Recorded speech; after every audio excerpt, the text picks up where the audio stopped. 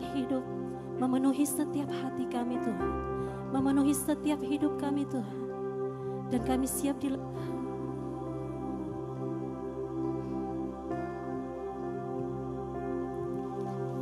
Roh-Mu yang hidup penuhiku, mengalir dalamku.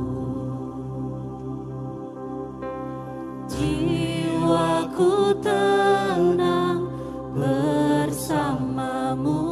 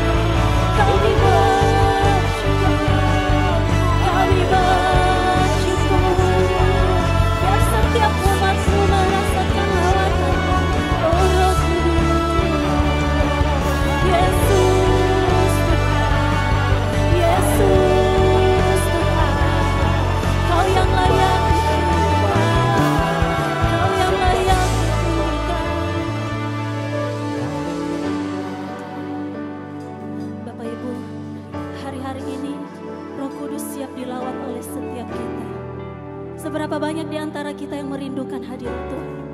Seberapa di antara kita yang merindukan lawatan Tuhan. Seberapa banyak di antara kita yang siap diambil alih hidupnya oleh Tuhan. Boleh angkat kedua tanganmu di hadapan Tuhan. Nyatakan dengan imanmu, apapun keadaanku pada saat ini Tuhan, itu tidak akan menentukan sukacitaku Tuhan. Sebab aku bersukacita karena Engkau, karena Roh Kudus yang memimpin setiap hidupku, karena Engkau yang berdaulat atas hidupku Tuhan.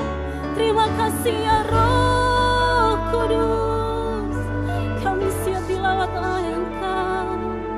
Mari nyatakan dengan iman, Kau buka hatiku Tuhan.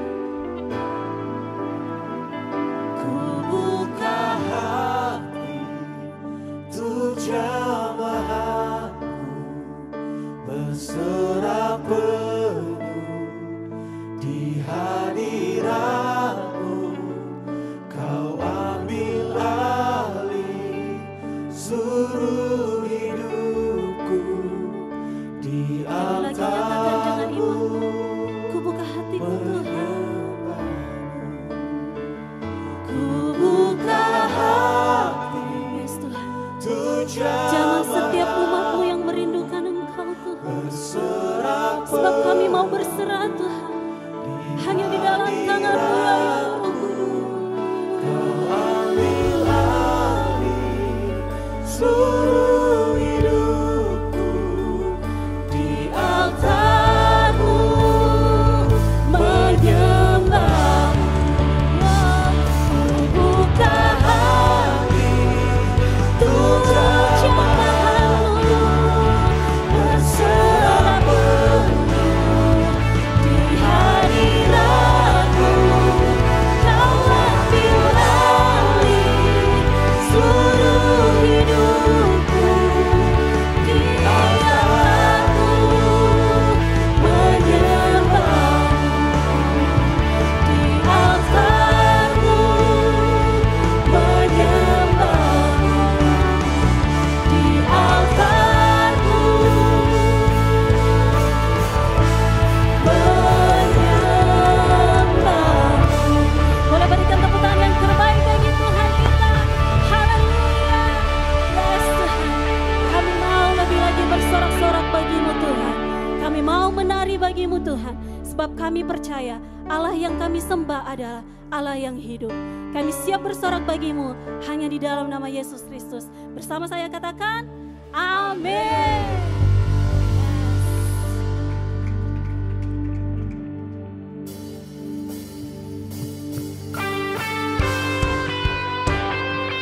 Firman Allah berkata, janganlah hendaknya kerajinanmu kendor, biarlah rohmu menyala-nyala, dan layanilah Tuhan. Amin. Mari sama-sama bertepuk tangan kepada Tuhan kita.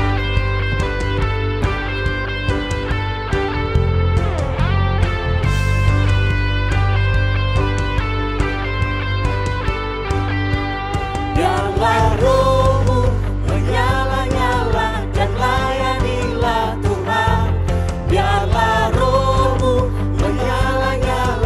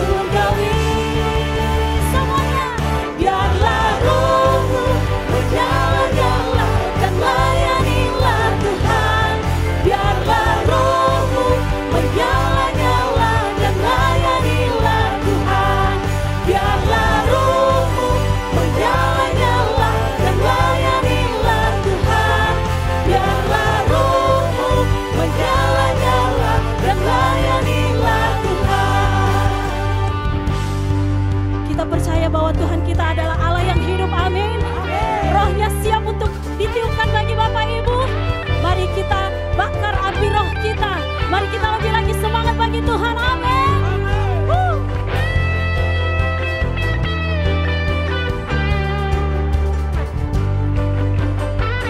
Mari kita sama-sama berkata,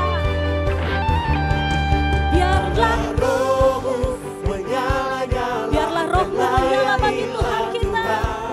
biarlah Rohmu menyala-nyala dan layanilah Tuhan. Biarlah Rohmu menyala-nyala dan layanilah Tuhan. Biarlah Rohmu menyala-nyala dan layanilah Tuhan. Biarlah Rohmu menyala-nyala dan layanilah Tuhan. mari jemaat GBI Kamboja, mari nyalakan api rohmu. Biarlah Rohmu menyala-nyala dan layanilah Tuhan. Biarlah Rohmu menyala-nyala dan layanilah Tuhan. Biarlah Rohmu menyala-nyala dan layanilah Tuhan. Biarlah Rohmu menyala-nyala dan layanilah Tuhan. Biarlah Rohmu menyala-nyala dan layanilah Tuhan. Haleluya. Biar api kemuliaan tercurah bagi setiap kita. Biarlah kita memiliki roh yang menyala-nyala untuk melayani Tuhan. Yang percaya sama-sama katakan amin. Katakan kiri kanan saudara bahwa aku diberkati, kamu diberkati, kita semua diberkati.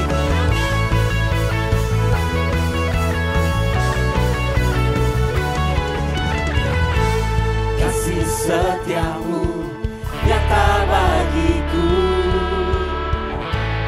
hikmat kebajikan tersedia bagiku. Sebab Allah sanggup limpahkan segalanya, dan anugerahnya sangat besar bagiku. Aku diberkati, aku dilimpahi, karena Allah sanggup untuk menyediakan. Aku diberkati, aku dilimpahi, atas sempurna anugerah Tuhan bagiku. Kasih-Mu sungguh nyata dalam kehidupan kami Tuhan.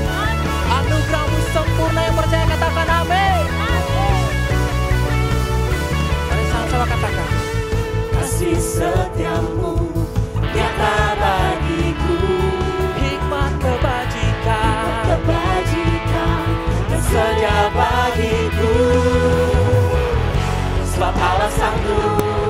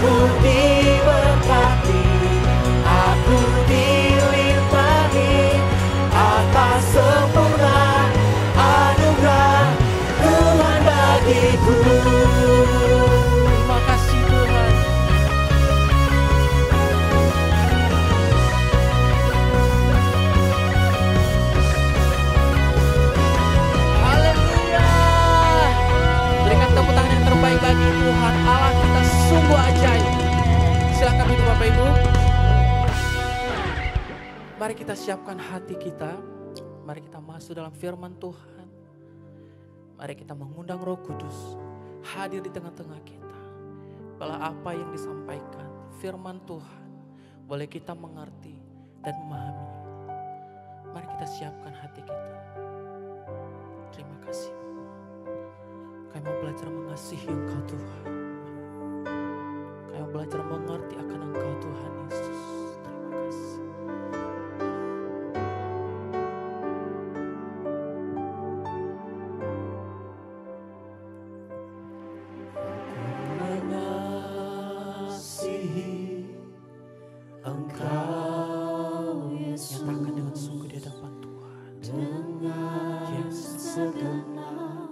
Mengasihimu Tuhan, aku mengasihi Engkau Yesus dengan segenap jiwaku. Ku renungkan firman-Mu siang dan malam, ku pegang perintah-Mu dan ku lakukan.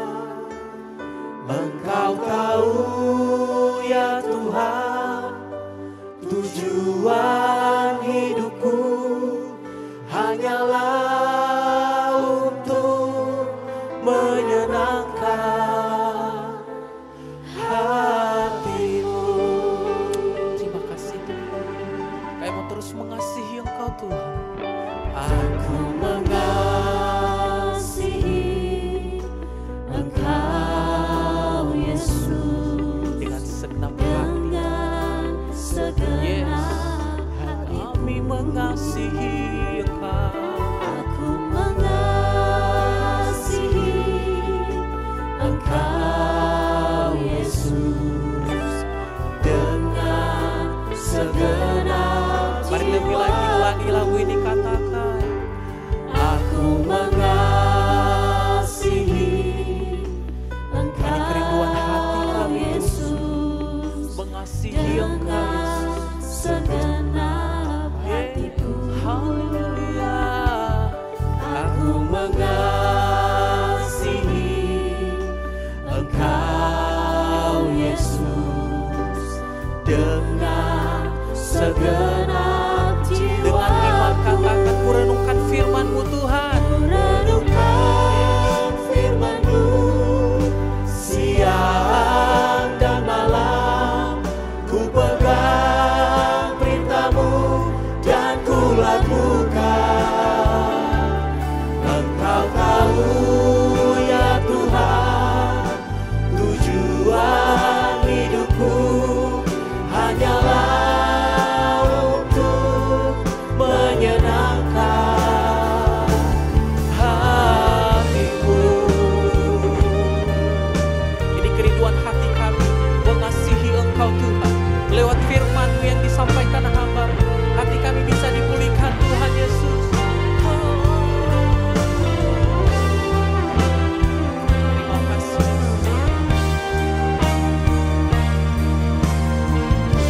Mari sama-sama bangkit berdiri, kita nyatakan, ku renungkan firman-Mu Tuhan. Ku renungkan firman-Mu siang dan malam, ku pegang perintah-Mu dan ku lakukan.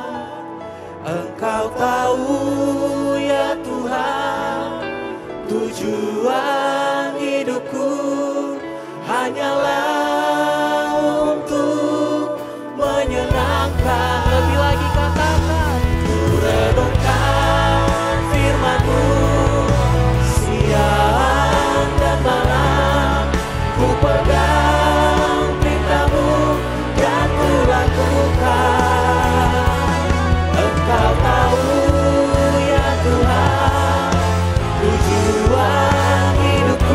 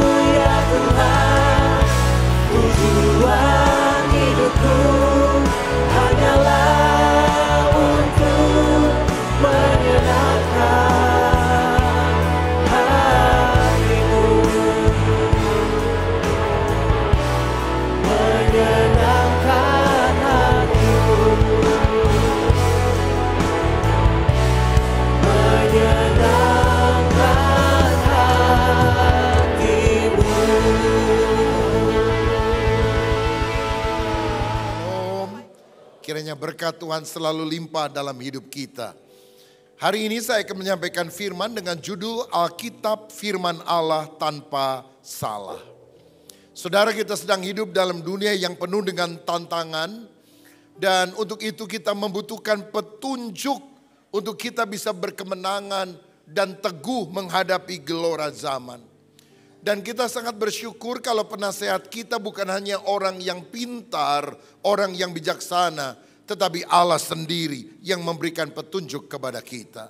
Dan bersyukur Dia sudah memberikan Alkitab supaya kita memahami isi hatinya, agar kita sungguh-sungguh dituntun pada kehidupan yang kekal, pada kehidupan yang berhasil dan berguna, bermanfaat bagi orang lain. Matius 4 ayat 4 berkata, manusia tidak hidup dari roti saja, tapi dari setiap firman yang keluar dari mulut Allah. Ada banyak orang tiap hari makan capcay, puyung hai, barongsai. Badannya jadi montok. Tapi kalau saudara tidak suka baca kitab suci, imanmu akan rontok.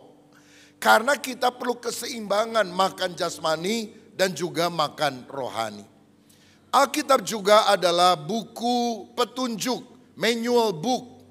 Kalau saudara beli kompor, selain dapat kompornya, saudara juga dapat buku petunjuk bagaimana cara menggunakan kompor tersebut.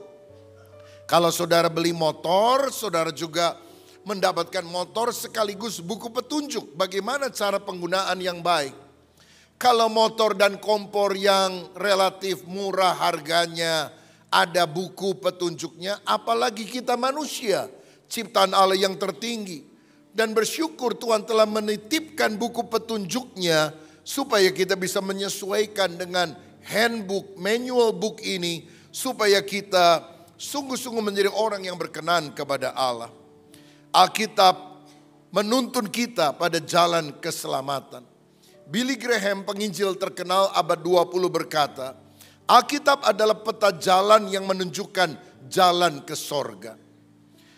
Kita juga membutuhkan Alkitab untuk hidup berhasil, hidup berguna. George Washington, Presiden Amerika yang pertama berkata, tidak mungkin dengan benar mengatur dunia tanpa Tuhan dan Alkitab. Mega korupsi sedang menggoncang Indonesia. Dari pertambangan saja 300 triliun. Sekarang ini Pertamina diduga bisa 1.000 triliun, saudara-saudara. Siapa yang selama ini beli Pertamax? Ternyata dikibulin semua kita. Pertalite, saudara-saudara. Dan ini sudah berlangsung bertahun-tahun. Memang orang kalau tidak takut akan Tuhan, itu menyengsarakan seluruh rakyat. Bahkan saya lihat kemarin pejabat-pejabat pemerintah belinya bukan di Pertamina lagi, sudah beli di tempat yang lain. Ini kan mengerikan. Tidak mungkin memerintah tanpa takut akan Tuhan dan tanpa Alkitab. Karena firman Tuhan ini menunjukkan jalan kebenaran yang harus kita tempuh. Nah, kita harus sadar bahwa Alkitab adalah firman Allah sendiri. Dia bukan hanya pemikiran manusia, pendapat manusia, tetapi ada Allah melalui Roh Kudus yang bekerja. Walaupun mungkin yang menulis adalah Musa, Daud, Petrus, manusia biasa. Tetapi sebetulnya mereka dituntun oleh Roh Allah. Sehingga tulisan yang tercantum dalam kitab suci ini tidak salah dan sesuai dengan kehendak Allah. 2 Timotius 3 ayat 16 dan 17 mencatat. Segala tulisan yang diilhamkan Allah memang bermanfaat untuk mengajar, untuk menyatakan kesalahan, untuk memperbaiki kelakuan, dan untuk mendidik orang dalam kebenaran. Dengan demikian tiap-tiap manusia kepunyaan Allah diperlengkapi untuk setiap perbuatan baik. Tulisan ini diilhamkan Allah. Diilhamkan Allah artinya dihembusi nafas Allah. Theopneustos dalam bahasa Yunaninya. Artinya walaupun manusia yang menulis, tapi Allah yang memberikan ilham itu. 2 Petrus 1 ayat 20-21. Yang terutama harus kamu ketahui ialah bahwa nubuat-nubuat dalam kitab suci tidak boleh ditafsirkan menurut kehendak sendiri. Sebab tidak pernah nubuat dihasilkan oleh kehendak manusia, tetapi oleh dorongan Roh Kudus orang-orang berbicara atas nama Allah. Alkitab adalah firman Allah. Dan Alkitab tidak mengandung kesalahan. Sebab sumbernya adalah Allah yang benar. Sehingga apa yang disampaikan oleh Allah, dicatat oleh hamba-hambanya juga adalah kebenaran. Firman-Mu adalah kebenaran. Dalam Mazmur 119 ayat 160 ditulis, dasar firman-Mu adalah kebenaran. Dan segala hukum-hukum-Mu yang adil adalah untuk selama-lamanya. Jadi kebenaran firman itu terbukti dari apa yang Allah sampaikan. Amsal 30 ayat 5 dan 6. Semua firman Allah adalah murni. Ia adalah perisai bagi orang yang berlindung padanya. Jangan menambahi firman-Nya supaya engkau tidak ditegurnya dan dianggap pendusta. Firman Allah tidak boleh ditambah, tidak boleh dikurang. Karena harus terjaga kemurniannya, kebenarannya. Nah, masalahnya beberapa waktu ini seringkali ada tuduhan gencar kepada orang-orang Kristen bahwa Alkitab yang kita pegang sudah dipalsukan. Benarkah hal itu? Nah, saudara, kita perlu tahu bahwa perjanjian lama yang asli mayoritas ditulis oleh dalam bahasa Ibrani, ditulisnya itu dalam rentang waktu yang panjang. Antara tahun 1440 sebelum Masehi sampai tahun 400 sebelum Masehi. Jadi perjanjian lama ditulis jauh hari sebelum Yesus Kristus datang ke dunia. Nah, salinan yang tertua dalam bahasa Ibrani disebut Masoret Text. Yang lengkap itu namanya Kodeks Aleppo yang dimiliki oleh kita sekarang dari abad 10.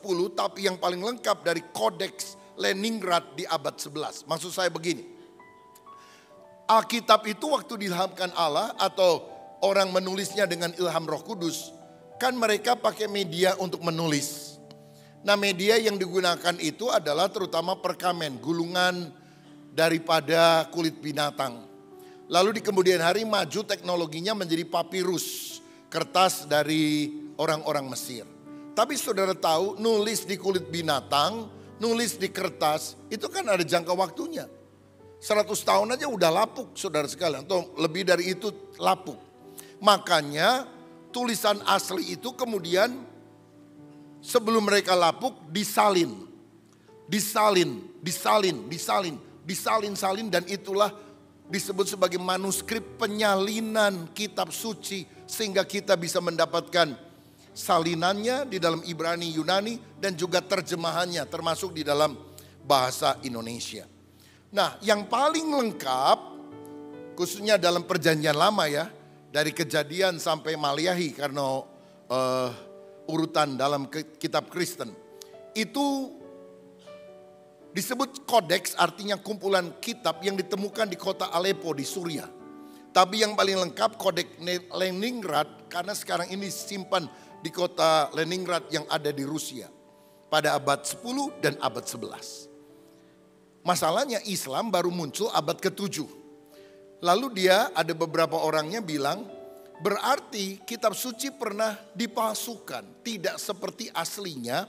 Karena kita nggak tahu nih, abad 8, abad 9, abad 10, abad 11, apa memang abad-abad ini sesuai dengan aslinya. Tetapi saudara sekalian, pandangan bahwa Alkitab khususnya perjanjian lama dipalsukan itu dibantah karena apa? Pada tahun 1946 sampai tahun 1958 secara berkala dalam penggalian arkeologi yang memakan waktu kira-kira 10 tahun. Ditemukan gulungan naskah Laut Mati, Dead Sea Scroll di daerah Qumran di Israel yang berasal dari abad kedua sebelum Masehi hingga abad ke-1 sebelum Masehi yang isinya sama dengan salinan yang ada sekarang yang saya sebut tadi Kodeks Aleppo dan Kodeks Leningrad. Saya jelaskan begini. Saudara-saudara, kalau saudara ke Israel dekat Laut Mati, ada daerah namanya Qumran. Satu kali ada seorang gembala domba, dombanya itu nyasar, saudara. Lari ke sana, dia panggil-panggil, nggak mau balik. Akhirnya dia ambil batu, dia lempar. Kalau dombanya misalnya di sini, dia lempar lebih jauh ke sana, supaya batunya ini menyebabkan si domba lari kepada dia. Waktu dia lempar-lempar, tiba-tiba dengar dung. Dia pikir suara apa ya? Waktu dia cari, dia temukan di antara lubang-lubang gua tersebut ada tembikar seperti ini. Dan waktu dilihat isinya adalah tulisan-tulisan kuno yang dia tidak bisa pahami. Lalu dibawa kepada otoritas yang mengerti, diterjemahkan dan ternyata ini penemuan kitab suci perjanjian lama yang setelah diteliti oleh radiokarbon dan sebagainya. Ini usianya abad kedua atau abad ke-1 Masehi. Kira-kira 200 tahun sebelum Yesus dilahirkan. Nah saudara-saudara, yang penting buat kita isinya dari yang ditemukan di sana sama yang kemudian manuskrip yang kita miliki abad 10 sama abad 11 persis sama. Artinya ketepatan penyalinan kitab suci itu terjaga selama 12 abad.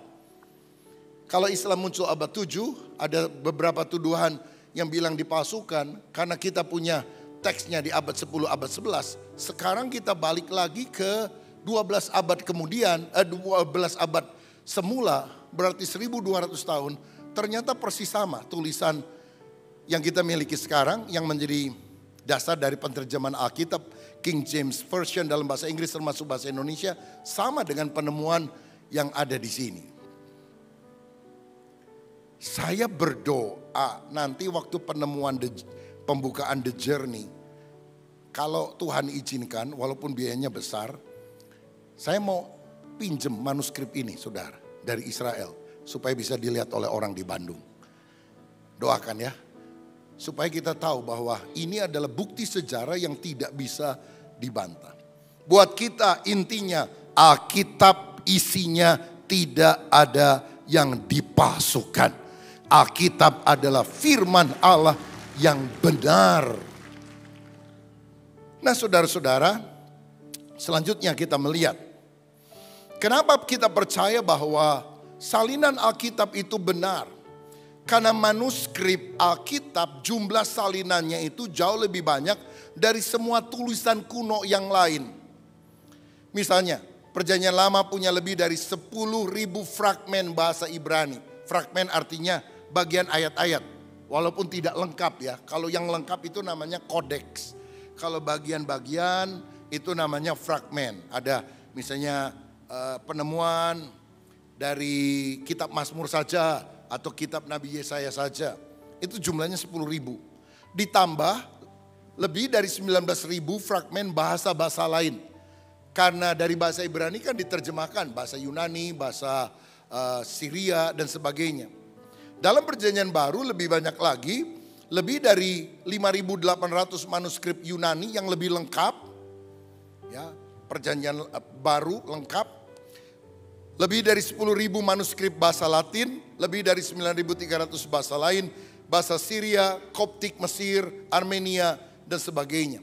Jadi total untuk perjanjian baru yang disalin itu lebih dari 25.000 salinan. Saudara perlu tahu, zaman itu belum ada mesin cetak. Jadi orang harus menyalinnya.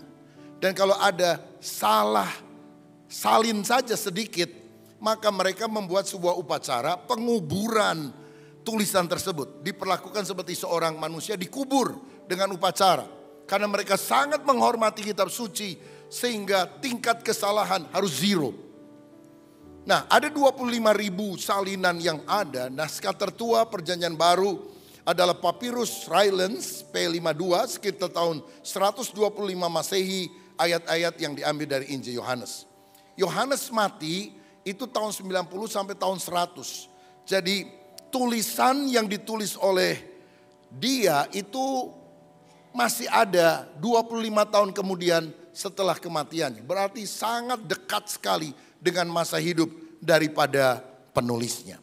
Saya tunjukkan bagan ini supaya saudara mengerti karena mungkin jarang saudara terima pengajaran semacam ini. Lihat perjanjian baru penulisan tahun 50 sampai 100 Masehi, salinan yang ada 25.000 lebih pada jarak dengan naskah aslinya kira-kira 50 tahun sampai 300 tahun. Sedangkan buku lain, Iliad, sejarah perang Galatia, sejarah Yunani, sejarah Romawi, dialog Plato, itu salinannya enggak sebanyak Alkitab. Paling banyak 1800, paling sedikit 36. Ada seorang sejarawan Roma, Tacitus, yang menulis dan hanya ada salinan 36, tapi semua orang bilang ini naskah yang benar, akurat, tidak mungkin salah. Pada salinnya 36, saudara sekalian. Dan penemuan itu 1000 tahun, lebih kurang 1000 tahun, padahal dia menulis tahun 100. Artinya setelah dia mati, baru 900 tahun kemudian salinannya itu ditulis oleh orang. Kalau Alkitab hanya jarak 50 tahun. 50 tahun itu artinya begini. Kalau saya pertama kali khotbah 16 tahun. Saya khotbah dari sejak muda, saudara, usia 16 tahun. Usia 50 tahun berikutnya berarti usia berapa? 66 tahun. Saya menuliskan ulang semua khotbah saya yang ada di dalam transkrip menjadi sebuah buku. Maka sayanya masih hidup. Sedangkan buku-buku yang lain penulisnya sudah mati. Saya mau tanya begini, kalau menurut saudara mana yang lebih logis? Yesus mati di salib, minimal ada 4 orang saksi sejarah yang hidup sejaman dengan dia. Matius, Markus, Lukas, Yohanes.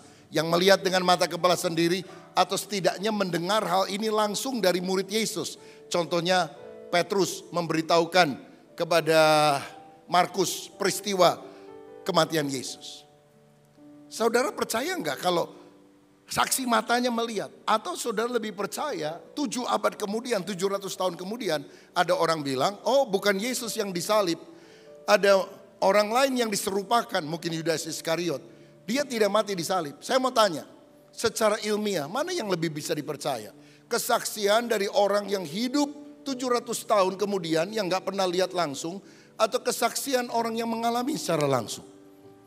Mengalami langsung. Dan saya mau bilang, Alkitab, Injil adalah tulisan-tulisan orang yang melihat secara langsung, mengalami secara langsung tentang siapa Tuhan. Mengapa kita digoyangkan oleh orang yang tidak melihat langsung dan hidupnya ratusan tahun setelah itu? Saya percaya Alkitab adalah firman Allah. Saya percaya Alkitab adalah benar. Alkitab tidak dipalsukan. Kita memiliki dokumen sejarah yang sangat akurat. Lagi pula Alkitab bertahan sepanjang masa. Berkali-kali berusaha dibakar oleh kaisar-kaisar Romawi. Tetapi sampai hari ini Alkitab tetap bertahan. Saya pernah pergi ke Roma, ada Colosseum dan di sampingnya ada sebuah tugu. Saya berdiri berfoto di bawah tugu itu. Dibangun pada zaman Kaisar Diokletian, salah satu yang paling kejam, membinasakan kekristenan. Dan tulisan di sana dalam bahasa Indonesia artinya, disinilah berakhirnya kekristenan. Jadi dia membuat sebuah prasasti bahwa kekristenan selesai. Karena orang-orang Kristen ditangkap, dibunuh, semua Alkitab dibakar. Tapi kemudian saya bisa berfoto sekian tahun yang lampau di monumen berakhirnya kekristenan. Dan saya orang Kristen, saya masih hidup beberapa abad setelah kaisar itu mati. Itu artinya apa? Firman Allah berusaha dibinasakan, tapi bertahan sepanjang masa. Karena Allah yang menjaganya, Allah yang memeliharanya, Allah yang membela firman-Nya. Amin saudara. Matius 24 ayat 35 berkata, langit dan bumi akan berlalu, tetapi perkataanku tidak akan berlalu. Alkitab adalah buku yang paling banyak dicetak dan selalu up to date. Orang di abad pertama, kalau dia mendengar firman, atau di abad ketiga ketika dia membaca kitab suci, dan di abad 21 ketika dia membaca kitab suci, selalu ada hal-hal yang tepat sesuai dengan kebutuhan kita pada setiap zaman. Kalau manusia yang menulis, tidak mungkin hal itu terjadi. Kenapa saya percaya bahwa Alkitab itu adalah firman Allah? Bukankah banyak buku rohani yang telah ditulis, tapi kita nggak bisa bilang buku rohani itu adalah firman Allah? Pertama, karena kesatuan Alkitab. Saudara tahu berapa jumlah kitab di dalam Alkitab ini? 66. Sebetulnya kitab ini terdiri dari kumpulan 66 buku. Bayangkan ya, kalau zaman dulu orang kan nulis di perkamen, yaitu gulungan daripada kulit binatang, kulit domba, kulit sapi. Kitab Kejadian aja, itu kan pasalnya banyak banget. Nggak mungkin satu gulungan, bisa 10 gulungan. Itu baru Kejadian, belum Keluaran, belum Imamat, belum yang lain-lain.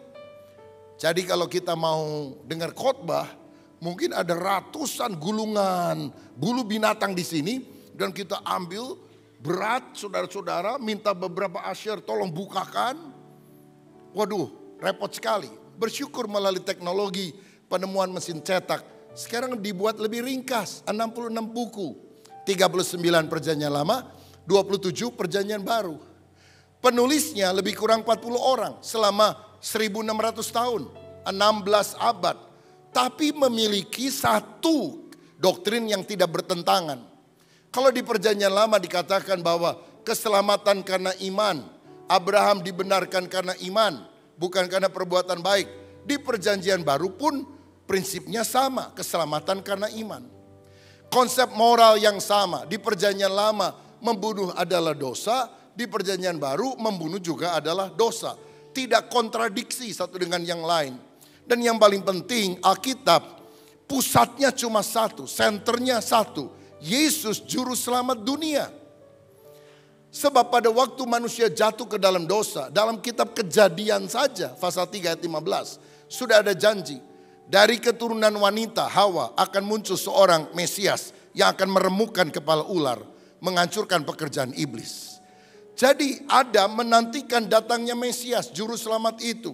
Abraham yang hidup sebelum Yesus, Daud yang hidup sebelum Yesus, menantikan kedatangan Mesias itu. Nama Mesiasnya mereka belum tahu, tapi Tuhan sudah janji akan ada juru selamat dunia. Nah saudara-saudara, lalu Yesus datang 2000 tahun yang lampau. Kita baru tahu Mesias itu namanya adalah Yesus. Tapi kan kita nggak hidup sejaman dengan Yesus. Kita hidup 2000 tahun lebih setelah kedatangan Yesus. Berarti kita sekarang memandang ke belakang peristiwa 2000 tahun yang lalu. Yesus telah mati untuk menjadi juru selamat kita. Sedangkan Adam, Abraham, Musa, Daud memandang ke depan. Karena waktu itu Mesiasnya belum datang. Tapi yang dimaksudkan ya itu juga, saudara-saudara. Seperti sekarang orang Yahudi menantikan Mesias kan. Karena mereka tidak percaya Yesus adalah Mesias. Mereka menantikan seseorang yang lain. Dan nanti yang akan disambut sebagai Mesias, kalau menurut Alkitab si Antikris. Orang Yahudi akan tertipu luar biasa karena menganggap bahwa Antikris adalah Mesias. Baru kemudian karena sengsara yang luar biasa mereka baru sadar bahwa ternyata Mesias itu adalah Yesus yang pernah mereka salibkan. Maka akhirnya mereka akan bertobat pada akhir zaman. Saudara-saudara, tapi jelaskan yang dijanjikan Mesias. Namanya siapa? Adam belum tahu, Abraham belum tahu. Tapi bersyukur kita yang lahir belakangan, kita tahu Mesias itu namanya adalah Yesus. Jadi pusat seluruh Alkitab adalah pribadi Yesus Kristus. Bayangkan 16 abad nulisnya, 40 orang menulisnya. Kok bisa sama ya garis benang merahnya itu tentang manusia jatuh dalam dosa. Janji tentang juru selamat muncul dan juru selamat lahir namanya Yesus. Dia naik ke sorga akan datang kembali memberikan sorga kepada setiap orang percaya. Coba seandainya saya minta di antara kita yang hadir ada 40 orang yang saya minta jadi volunteer. Saya kasih satu lembar kertas. Tolong ceritakan kisah Sun Gokong siluman monyet. Halaman 1, halaman 2, halaman 3 sampai halaman 40. Saya kasih waktu setengah jam untuk saudara menulis masing-masing satu halaman. Kemudian saya urutkan halaman 1 sampai halaman 40. Saya mau tanya, kira-kira ceritanya nyambung atau enggak? Enggak nyambung. Kenapa? Rambut boleh sama hitam, pikiran berbeda-beda.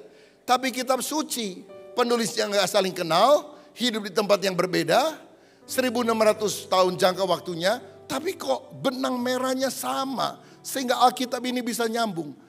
Ada aktor intelektual di balik semuanya.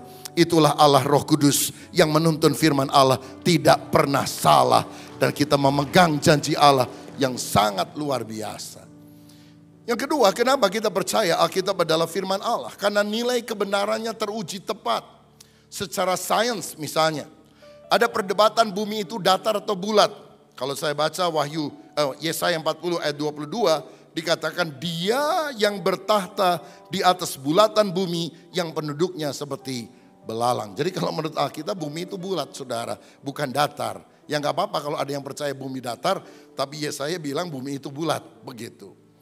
Kemudian orang dulu pikir bumi yang besar ini kok bisa tetap utuh ya, tidak jatuh di dalam kebinasaan. Karena ada tiang-tiang yang menopang. Kenapa kita bisa ibadah di lantai 2? Karena di lantai 1 ada tiang yang menopang. Kenapa saudara di balkon bisa duduk di sana? Karena ada tiang besar ini yang menopang. Nah, bumi ini kan jauh lebih besar dari gedung ini. Kenapa bisa berdiri? Oh, orang zaman dulu bikin gambar bumi yang bulat ini ditopang oleh tiang-tiang. Padahal Ayub 26 ayat 7 berkata, Allah membentangkan utara di atas kekosongan dan menggantungkan bumi pada kehampaan. Bumi itu ada pada kehampaan, vakum. Nggak ada tiang. Kitab Roma berkata bahwa Tuhan menjaga melalui firman-Nya. Bila firman itu ditarik, bumi akan jatuh pada kebinasaan. Hidupku hanya ditentukan oleh perkataanmu. Kenapa bumi masih ada, tidak jatuh pada kebinasaan? Karena ada firman yang diucapkan oleh Tuhan. Bumi jadilah engkau dan tetap di posisimu. Sampai satu kali Tuhan menarik firman-Nya, semuanya akan binasa. Penemuan gelombang radio telah dicatat dalam Ayub 38 ayat 35. Dapatkah engkau melepaskan kilat sehingga sabung menyambung sambil berkata kepadamu ya? Kilat kalau sabung menyambung bisa ngomong ya enggak? Jawabannya kan enggak. Tapi sekarang kita tahu bahwa gelombang elektromagnetik bisa menghantarkan suara. Bukan cuma ngomong ya, kirim siaran berita, mau nyanyi dan sebagainya. Saudara juga bisa dengar. Karena itu kita punya radio Karisma 98,6 FM. Dengarkanlah, karena banyak firman Tuhan yang disampaikan juga di sana. Termasuk ibadah ini, itu disiarkan secara live di radio tersebut. Secara sejarah, saudara-saudara, ada banyak penemuan arkeologi yang ternyata membuktikan bahwa apa yang dicatat Alkitab benar. Ada yang bilang bahwa Raja Belsasar itu cuma dicatat di Alkitab, nggak ada di kitab yang di tulisan-tulisan yang lain. Ternyata ada prasasti yang menemukan bahwa Raja Belsasar menjadi Raja Babel. Lalu buku yang lain bilang raja terakhir keturunan Nebukadnezar yang kemudian dikalahkan oleh kerajaan Persia namanya adalah Nabonidus dan bukan Belsasar. Jadi pasti Alkitab yang salah. Liciknya begitu saudara. Ketika ada literatur yang beda dengan Alkitab, yang pasti disalahkan Alkitab, bukan literatur itu.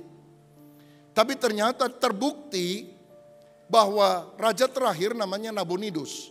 Tapi pada waktu dia tua, dia pergi ke hutan dan mendalami agama-agama purba. Lalu pemerintah diserahkan kepada anaknya yang bernama Belsasar. Jadi secara de jure, secara hukum yang menjadi raja masih bapaknya Nabonidus. Tapi de facto secara kenyataan yang menjadi raja adalah anaknya. Jadi Alkitab tidak pernah salah. Oh, contoh begini banyak saudara. Kalau saudara mau tahu, masuklah STT Karisma. Karena waktu terlalu singkat untuk menjelaskan dalam sebuah khotbah tentunya. Juga nubuatan-nubuatan di dalam Alkitab. Misalnya Raja Nebukadnezar bermimpi tentang patung besar kepala dari emas melambangkan kerajaan Babel dengan Nebukadnezar sebagai rajanya. Kemudian digantikan oleh dadanya dari perak menggambarkan kerajaan Persia. Kalau Babel itu Irak sekarang, Persia itu Iran. Kemudian bagian perutnya itu adalah perunggu, mulia, hebat tapi tidak seperti pendahulunya. Ini Yunani, Alexander the Great pernah menjadi raja. Kakinya itu dari besi, keras, dan itu kerajaan Roma. Ternyata betul loh saudara, Nebukadnezar yang mimpin kerajaan Babel di kemudian hari kerajaannya dikalahkan oleh Persia. Persia dikalahkan oleh Yunani. Yunani dikalahkan oleh Roma. Tapi dikatakan tiba-tiba ada batu yang menggelinding dan menghancurkan semuanya. Dan itulah kerajaan Allah yang akan berdiri tetap pada akhir zaman. Yesus menjadi raja sampai selama-lamanya. Amin saudara. Nah, nubuatan tentang Kristus, tentang namanya, tempat kelahirannya, apa yang dia ucapkan, bagaimana dia akan ditusuk tapi tulangnya tidak dipatahkan, juga dicatat semuanya secara lengkap di dalam Alkitab. Karena itu, bacalah firman. Mengapa? Faedah firman itu sangat luar biasa. Mazmur 1 ayat 1-3 mencatat hal ini. Berbahagialah orang yang tidak berjalan menurut nasihat orang fasik, yang tidak berdiri di jalan orang berdosa, yang tidak duduk dalam kumpulan pencemooh. Tapi yang kesukaannya ialah Taurat Tuhan, dan yang merenungkan Taurat itu siang dan malam. Ia seperti pohon yang ditanam di tepi aliran air, yang menghasilkan buahnya pada musimnya, tidak pernah layu daunnya, apa saja yang diperbuatnya berhasil. Yang pertama, kalau saudara baca mendengarkan firman Tuhan, itu mendatangkan kebahagiaan dalam hidup kita. Yeremia 15 ayat 16, apabila aku bertemu dengan perkataan-perkataanmu, maka aku menikmatinya. Firmanmu menjadi kegirangan bagiku, menjadi kesukaan hatiku, sebab namamu telah diserukan atasku, ya Tuhan Allah semesta langit. Kalau kita mengalami masalah, tantangan besar, aduh rasanya aku gak tahan ya untuk mengatasi semuanya ini. Kita buka kitab suci.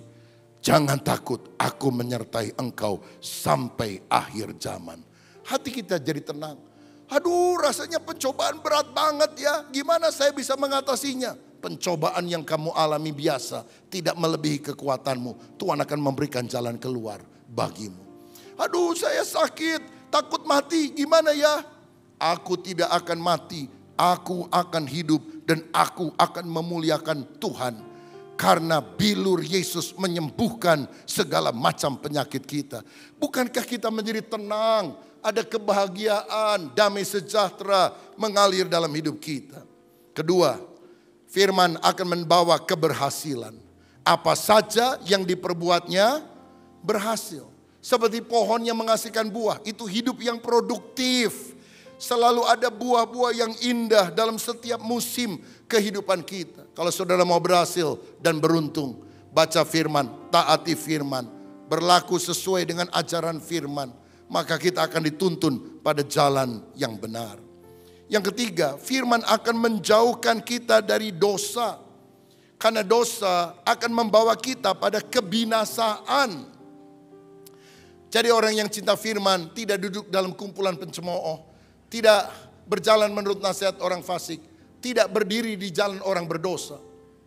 Saya mau katakan, Alkitab akan menjauhkan kita dari dosa. Atau dosa akan menjauhkan kita dari Alkitab. Kenapa banyak orang tidak suka baca Alkitab? Waktu baca Alkitab merasa ditegur terus. Jadi malas dia baca Alkitab. Padahal kalau kita ditegur oleh Tuhan maksudnya supaya bertobat. Kalau tidak bertobat binasa. Ada orang suka ngerokok. Satu kali dia baca buku. Bahaya merokok bisa mengakibatkan macam-macam penyakit, impotensi dan sebagainya. Dan setelah dia baca buku itu, dia mengambil keputusan. Dia berhenti. Sayangnya bukan berhenti merokok, berhenti baca buku. Saudara-saudara. Lah ini kan keliru, mestinya dia berhenti merokok, bukan berhenti baca buku.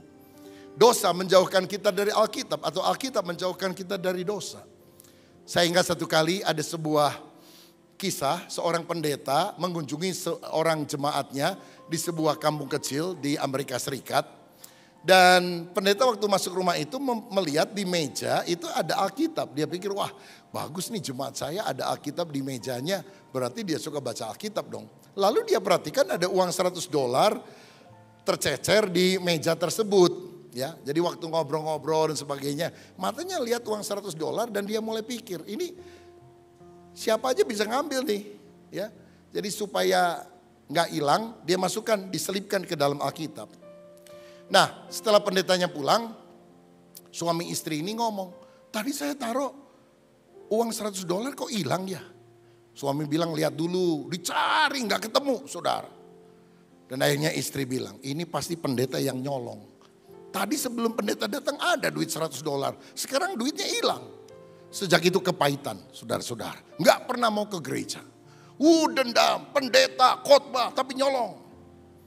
3 bulan kemudian, gak sengaja mereka berpapasan di sebuah supermarket. Hei ibu apa kabar? Sudah lama gak ke gereja, kemana aja? Ibu pikir ini kesempatan saya ngomonglah apa adanya. Maaf Pak Pendeta, saya memang sengaja 3 bulan gak ke gereja. Karena saya ternyata lihat Pak Pendeta itu munafik. Pak Pendeta kunjungi saya tapi ternyata curi uang $100 punya saya. Hah? Curi? Oh saya ingat. Memang waktu kita ngobrol saya lihat ada uang $100. Dan saya pikir jangan-jangan nanti ada orang mencuri nih. Atau keleleran, lupa, kebuang dan sebagainya. Maka saya masukkan di belakang sampul Alkitab ini. Karena saya lihat kan ada Alkitab di meja. Saya pikir Bapak Ibu kan tiap hari baca Alkitab. Heran juga ya. Kenapa 3 bulan gak bisa temukan uang itu di dalam Alkitab. Apa Ibu suka baca Alkitab tiap hari? Karena mestinya kalau besoknya baca Alkitab kan langsung ketemu. Langsung wanita itu bilang, aduh maaf memang saya jarang-jarang baca Alkitab. Lalu ngapain taruh Alkitab? Oh supaya semua orang tahu saya orang Kristen. Makanya saudara-saudara, Alkitab menjauhkan kita dari dosa, tapi dosa menjauhkan kita dari Alkitab. Haleluya.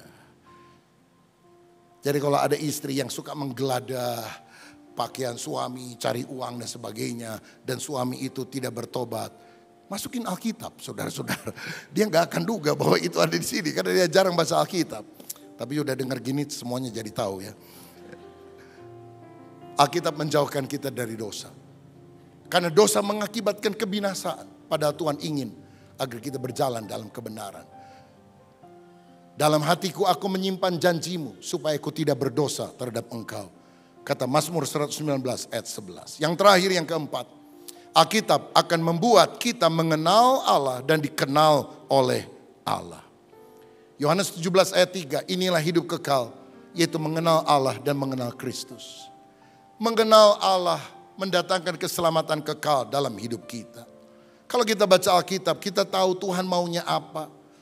Bukan cuma maunya kita yang dituruti Tuhan. Tuhan juga punya kemauan. Pergilah, jadikan semua bangsa muridku. Baptislah, ajarlah. Bukankah itu amanat agung yang merupakan kerinduan hati Tuhan yang kita harus tangkap dan kita lakukan. Mari kita mengenal pribadi Tuhan. Dan yang paling utama, kita dikenal oleh Tuhan. Seperti Musa yang menerima perintah Allah, lalu dia mentaatinya. Sehingga Ulangan 34 ayat 10 berkata demikian. Ulangan 34 ayat yang ke-10. Seperti Musa yang dikenal Tuhan dengan berhadapan muka, tidak ada lagi yang bangkit di antara orang Israel. Yang paling penting itu bukan cuma mengenal Tuhan atau rasa kenal, tapi dikenal oleh Tuhan. Karena di dalam ayat yang ke-6 dari Mazmur 1 tadi dikatakan demikian. Mazmur 1 ayat 6. Sebab Tuhan mengenal jalan orang benar. Kalau kita hidup benar, dikenal sama Tuhan loh saudara. Yang paling penting bukan rasa kenal Tuhan, tapi Tuhan kenal kita. Saudara kenal gak dengan Presiden Prabowo Subianto? Oh sering saya lihat di TV, sering muncul. Masalahnya Presiden kenal saudara gak? Gak kenal kan? Kita rasa kenal Tuhan. Suka dengar tentang Tuhan. Kalau saya pergi ke gereja dengar khotbah, Tuhan kenal kita enggak? Jangan sampai nih kita rasa kenal Tuhan. Tuhan, aku sudah bernubuat, mengusir setan, menyembuhkan orang. Tuhan bilang, enyahlah engkau. Aku tidak kenal engkau, hai engkau pembuat kejahatan. Apa saudara yakin Tuhan kenal kita? Kalau kita sungguh bertobat, datang sama Tuhan, baca firman setiap hari, berdoa kepada Tuhan. Tuhan akan dekat kepada kita. Kita mengenal Dia, Dia juga mengenal kita. Karena itu saya dorong saudara, ikutilah program Gedor, Gerakan Doa dan Firman. Kita punya komitmen sejak 1 Januari, baca 1 pasal saja, gak usah banyak-banyak, 1 pasal. Hari ini Lukas 17. Baca 1 pasal, gak sampai 5 menit saudara-saudara. Tapi jawab 3 hal. Kebenaran, koreksi, komitmen. Kebenaran apa yang saya temukan dalam pembacaan hari ini? Koreksi apa yang saya harus lakukan? Dan komitmen apa yang saya mau buat menanggapi firman. Lalu berdoa untuk orang-orang di sekitar kita. Berdoa untuk kebutuhan pribadi. Supaya kita mengenal dan dikenal oleh Allah. Saya berdoa, saudara jadi orang Kristen yang tidak hanya disuapin oleh pendeta waktu saudara dengar khotbah. Tapi tiap hari baca Alkitab, baca kitab suci. Karena ini fondasi kekristenan yang membedakan Kristen sejati dan Kristen KTP. Maukah saudara hari ini mengambil keputusan? Saya mau cinta Tuhan. Yesus adalah firman yang hidup. Alkitab adalah firman yang tertulis. Tidak bisa memisahkan keduanya. Saudara cinta Yesus, saudara baca surat cintanya. Saudara tidak suka baca surat cintanya, engkau kurang mencintai Yesus. Kalau saudara dan saya mau mengambil keputusan, baca Alkitab. 1 pasal saja setiap hari. Ada penuntunnya di apps GB Battle. Ada bukunya, Gerakan Doa dan Firman. Engkau bisa minta kepada pengurus. Ada linknya. Setiap hari hanya 1 pasal. Hari ini Lukas 17. Besok berikutnya. Supaya kita sungguh-sungguh makin mengenal firman. Firman yang tidak mungkin salah. Karena berasal dari Allah yang maha benar. Tuhan Yesus memberkati kita semuanya. Amin. Ya, saya undang kita semua bangkit berdiri. Mari kita satukan hati dan kita berdoa saudara-saudari. Tuhan, kembali kami mengucap syukur kepadamu ya Tuhan. Kalau Engkau sudah memanggil kami untuk boleh datang mendekat kepadamu, boleh datang beribadah, memuji, menyembah Tuhan dan dikuatkan lewat firman-Mu. Tuhan sendiri yang sudah memimpin jalannya ibadah hari ini, bahkan ibadah Battle Kids dan Battle Teens juga. Kami mengucap syukur kepadamu Tuhan. Biar kiranya Engkau sendiri Tuhan yang terus memimpin kami. Terus menolong kami ya Tuhan. Memberi kekuatan. Dan biar kasih-Mu yang tidak pernah habis-habisnya itu Tuhan. Yang senantiasa Tuhan terus dialirkan kepada kami. Sehingga itu juga boleh terus mengalir lewat kehidupan kami. Dan biar roh Tuhan yang hidup di dalam setiap kami. Itu boleh terus menyala. Dan nampak keluar Tuhan. Bukan karena kami hebat dan tidak pernah capek atau lelah. Tapi orang bisa melihat. Ada kekuatan, ada tangan Tuhan yang luar biasa. Yang menopang setiap anak-anaknya. Biar itu terpancar lewat jemaat-Mu Tuhan di GBI Kedoya ini. Karena kami terus Tuhan berdoa memohon pimpinan dan tuntunan-Mu. Atas gereja ini. Kami juga berdoa buat semua pemimpin rohani kami Tuhan. Engkau terus yang beri kekuatan buat Gembala Pak Julius Ishak Tuhan. Biar dia terus Tuhan di masa tuanya terus menjadi inspirasi ya Tuhan dan teladan. Engkau juga beri kekuatan dan kasih karunia buat Pak Julius dan keluarga. Juga kami berdoa buat Pak Rubin dan keluarga, Pak Suryanta dan keluarga, Pak Suwito dan keluarga. Juga semua jajaran pengurus, pelayan Tuhan semuanya. Mari Tuhan Kau yang terus berikan kesatuan hati, hikmat dan visi yang daripada Tuhan. Biar nama-Mu saja Tuhan yang ditinggikan dan disenangkan.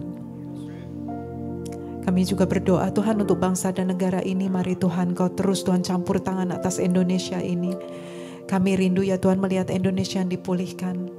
Biar Tuhan yang terus memimpin semua pemimpin negara kami Tuhan. Kau berikan hikmat Tuhan. Roh yang takut akan Tuhan. Sehingga setiap keputusan yang diambil adalah keputusan yang berasal daripada-Mu saja Tuhan. Dan tiba saatnya Tuhan kalau sebentar kami akan berpisah satu dengan yang lain. Kami percaya kami pulang dengan membawa berkat daripada Tuhan. Mari jemaat Tuhan. Angkat kedua tangan kita. Arahkan hati kita dan terima berkat ini dengan iman. Tuhan memberkati hidupmu. Tuhan memberkati keluargamu. Tuhan memberkati studi, pekerjaan, pelayanan, apapun yang kau lakukan. Semuanya Tuhan yang buat jadi berhasil untuk kemuliaan nama Tuhan. Dan Tuhan yang memberkati pertumbuhan rohanimu. Terimalah berkat ini di dalam nama Tuhan Yesus. Berkat dari Allah Bapa, kasih dan keselamatan yang ada di dalam Tuhan Yesus Kristus, serta persekutuan dan penghiburan yang tak pernah ada habis-habisnya, yang dari Roh Kudus itu terus menyertai dan senantiasa tinggal di dalam hidupmu dan hidupku, mulai dari sekarang sampai selama-lamanya. Semua yang percaya sudah menerima berkat ini, sama-sama kita katakan amin. Tuhan Yesus memberkati. Kau Allah yang besar, ajaib dan mulia. Kau Yesus yang selalu membuatku terpesona. Segala pujian